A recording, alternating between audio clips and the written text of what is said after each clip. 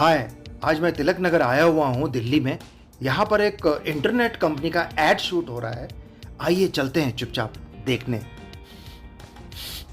और ये सामने किचन है जहाँ पर शूटिंग स्टार्ट हो चुकी है और ये है प्रोजेक्ट डायरेक्टर जो एक लेडी आर्टिस्ट को उनका सीन समझा रहे हैं। और इस वक्त शूटिंग के टेक और रीटेक स्टार्ट हो चुके हैं जिससे कि बेस्ट सीन को लॉक किया जा सके। इस वीडियो को एंड तक जरूर देखिएगा, आगे बहुत सारे एक्टिंग टिप्स और सीक्रेट आने वाले हैं। और ये जो लेडी आर्टिस्ट हैं ये मेरी वाइफ बनी है इस एड में, और ये मेरा घर है जो कि शूटिंग के लिए रेंट पे लिया गया है। चलिए आगे बढ़ते हैं मेरे शॉट के लिए।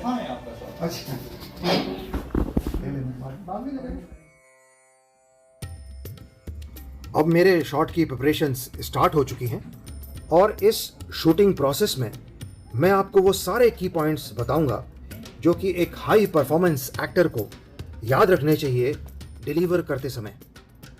स्टार्ट करते हैं पहले की पॉइंट से जो कि एक एक्टर को हमेशा याद रखना चाहिए।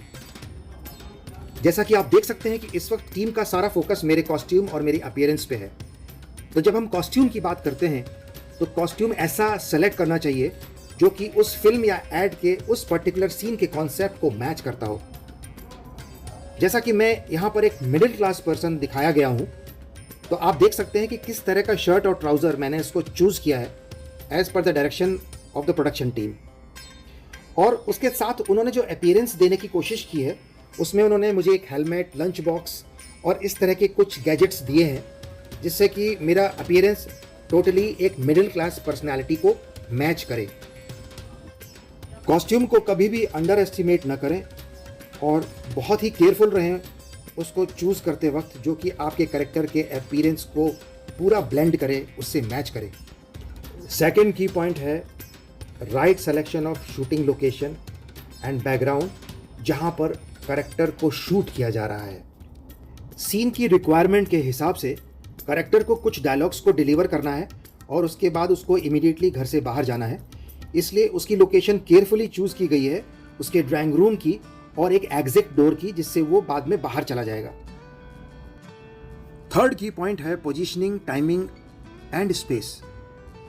पोजीशनिंग का मतलब यहाँ पर है कि एज एन एक्टर आप कहाँ पर खड़े हैं, आपका डिस्टेंस क्या है कैमरा से और लाइट से, आपके बॉडी का एंगल क्या है। जैसे कि आप सीन में देख सकते हैं कि मैं अप्रॉक्सीमेटली 90 डिग्री पे खड़ा हूँ कैमरे के एंगल्स के हिसाब से, जो कि वहाँ की रिक्वायरमेंट है। और यहाँ पर यह भी देखना है कि हम अपने फेस को किस एंगल पे रखते हैं जब हमें डायलॉग्स को बोलना है। ओवरऑल हम ये कह सकते हैं कि पोजीशनिंग का मतलब है कि आप अपनी बॉडी को कैसे प्लेस करते हैं करेक्ट मैनर में, correctly to match camera, light, presence of a co star and story requirements. Timing का मतलब यहाँ पर है कि आपको किस पॉइंट पे, किस टाइम पे अपने डायलॉग को डिलीवर करना है और किस समय आपको अपने एक्ट को स्टार्ट करना है। जब हम स्पेस की बात करते हैं तो यहाँ पे एक्टर को ध्यान देना होगा कि उसको कहाँ पर मूव करना है और कितना मूव करना है जब वो अपनी एक्टिंग को परफॉर्म कर रहा होता है। चलिए आगे डिस्कस करते हैं फोर्थ की पॉइंट, कैमरा फेसिंग टेक्निक्स, जो कि बहुत ही इंपॉर्टेंट है और इंटरेस्टिंग है किसी भी एक्टर के लिए। जब भी किसी एक्टर को कैमरे की प्रेजेंस में परफॉर्म करना होता है तो दो सिचुएशन हो सकती हैं। पहली सिचुएशन जब उसे कैमरे की तरफ, कैमरे में देखते हुए डायलॉग्स को डिलीवर करना है। ऐसी सिचुएशन में हो सकता है कि कई एक्टर्स को कैमरा फियर या कैमरा कॉन्शियसनेस हो सकती है।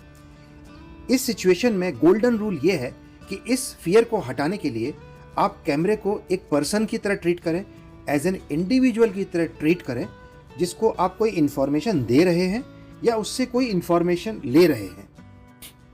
दूसरी सिचुएशन ये हो सकती है कि एक्टर को कैमरे की प्रेजेंस में परफॉर्म करना है लेकिन कैमरे की तरफ देख के उसको कोई डायलॉग को डिलीवर नहीं करना। ऐसी सिचुएशन में भी एक्टर को कैमरा कॉन्शियसनेस हो सकती है। उस वक्त एक्टर को 100% अपने कैरेक्टर पे या अपने किसी को एक्टर की तरफ फोकस रखना चाहिए और उसको ये अज्यूम करना चाहिए कि वहाँ पे कोई भी आसपास कैमरा एग्जिस्ट नहीं करता। इन दोनों सिचुएशंस में जो आपको मैंने टेक्निक बताई है, अगर आप इसको फॉलो करेंगे, प्रैक्टिस करेंगे, तो आपकी परफॉर्मेंस बहुत ही मैजिकल और इफेक्टिव हो जाएगी। आइए डिस्कस करते हैं फिफ्थ की point, which is character building. इस स्किल की इंपॉर्टेंस एक्टिंग की फील्ड में बहुत हाई है। साधारण शब्दों में हम ये कह सकते हैं कि कैमरे के सामने परफॉर्म करने से पहले आप अपने आप को उस कैरेक्टर के हिसाब से कैसे प्रिपेयर करेंगे, और उसके बाद कैमरे के सामने डिलीवर करते वक्त आप उस कैरेक्टर को कैसे उतारेंगे, उसे कैसे रिप्रेजेंट करेंगे। कैरेक्टर को डेवलप करने के लिए मैंने आपके लिए बहुत ही पावरफुल लेकिन सिंपल फार्मूला क्रिएट किया है, और ये फार्मूला है ABCDE फार्मूला। यहाँ पर A represents appearance of the character. आपका कैरेक्टर कैसा दिखे उसके हिसाब से आपको अपने कॉस्ट्यूम, हेयर स्टाइल, मेकअप और बॉडी पोस्चर पे काम करना होगा। A के बाद आता है B। यहाँ पर B रिप्रेजेंट करता है बैकग्राउंड ऑफ द कैरेक्टर। यहाँ पे आपको थोड़ा सा अपने ऊपर काम करना होगा और ये समझना होगा कि आपका कैरेक्टर, उसका एजुकेशनल बैकग्राउंड क्या है, उसका फैमिली बैकग्राउंड क्या है, वो किस प्रोफेशन से आता है, उसका लाइफ का एक्सपीरियंस क्या है, और इसके बेसिस पे आपको अपनी पर्सनैलिटी को ट्यून करना होगा और उसी तरह से बिहेव करना होगा। A और B के बाद आता है C। यहाँ पर C रिप्रेजेंट करता है core nature of the character. जैसा कि हमने अभी अपीयरेंस और बैकग्राउंड डिस्कस किया था, उसके बेसिस पे आपको ये डिस्कवर करना होगा कि आपका जो कैरेक्टर है उसका कोर नेचर क्या है, यानी कि उसका सेंट्रल नेचर क्या है। फॉर एग्जाम्पल, क्या आपका कैरेक्टर बहुत एग्रेसिव है, बहुत ग्रीडी है, सस्पिशियस है, इंट्रोवर्ट है या एक्सट्रोवर्ट है? इस तरह के ट्रेट्स आपको उसमें डिस्कवर करने होंगे। एक बार अगर आपने अपने कोर नेचर को समझ लिया और उसे इम्प्लीमेंट कर लिया, तो आपको देखते ही आपकी पर्सनैलिटी से वो नेचर रिफ्लेक्ट होना चाहिए। A, B और C के बाद आता है D। D यहाँ पर रिप्रेजेंट करता है डायलॉग डिलीवरी।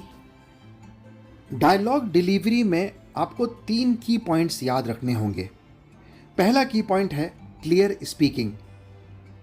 इसके अंदर आपको अपने स्क्रिप्ट के हर एक वर्ड को न तो बहुत तेजी से बोलना है, न धीरे बोलना है, और क्लियरली बोलना है, क्योंकि याद रहे कैमरा एक एक वर्ड को बहुत क्लियरली कैप्चर करता है। डायलॉग डिलीवरी में दूसरा की पॉइंट है राइट इमोशन। यहाँ पर मैं आपको बताना चाहूँगा कि आपको अपनी स्क्रिप्ट की हर लाइन को पहले महसूस करना होगा कि उसके अंदर कैसा भाव है, कैसा सिचुएशन है, और उसी के हिसाब से आपको अपनी वॉइस की लाउडनेस, पिच को ट्यून करना होगा based on the situation. Situation कैसी भी हो सकती है, फॉर एग्जाम्पल हैप्पी, सैड और anger based situation. Dialogue delivery में थर्ड की पॉइंट है नेचुरल फ्लो। कहने का मतलब ये है कि यहाँ पर जब आप अपनी कोई स्क्रिप्ट को डिलीवर करते हैं या डायलॉग्स को डिलीवर करते हैं, तो ऐसा नहीं लगना चाहिए कि आपने स्क्रिप्ट को रटा हुआ है या उसको बहुत अच्छे तरीके से मेमोराइज किया हुआ है। ओवरऑल डायलॉग डिलीवरी एक ऐसी होनी चाहिए जैसे कि आप रियल लाइफ में किसी से बात कर रहे हैं, जहाँ पर रिक्वायर्ड पॉजेज और राइट टोन होना ज़रूरी है। डी फॉर डायलॉग डिलीवरी, और डी के बाद आता है ई। ई यहाँ पर रिप्रेजेंट करता है एक्सप्रेशन ऑन फेस। इसमें 2 इम्पॉर्टेंट पॉइंट्स हम डिस्कस करेंगे। पहला पॉइंट है यूज़ योर फेस जेंटली। कहने का मतलब ये है कि जब आप एक्सप्रेशंस को ला रहे होते हैं, तब आपका आइज़ का, आईब्रोज़ का और लिप्स का जो मूवमेंट है वो बहुत ही नेचुरल और नॉर्मल होना चाहिए एज़ पर द रिक्वायरमेंट। अगर आप ऐसा नहीं करते हैं तो कोई भी एक्स्ट्रा मूवमेंट कैमरे में काफ़ी डिटेल में कैप्चर हो जाता है, और ऐसा हो सकता है कि वो स्क्रीन के ऊपर आपकी फीलिंग्स को ही चेंज कर दे। यहाँ पर हमारा कैरेक्टर बिल्डिंग का की पॉइंट कंप्लीट होता है, और आइए चलते हैं अब 6th की पॉइंट पे, जो है फॉलो द डायरेक्टर।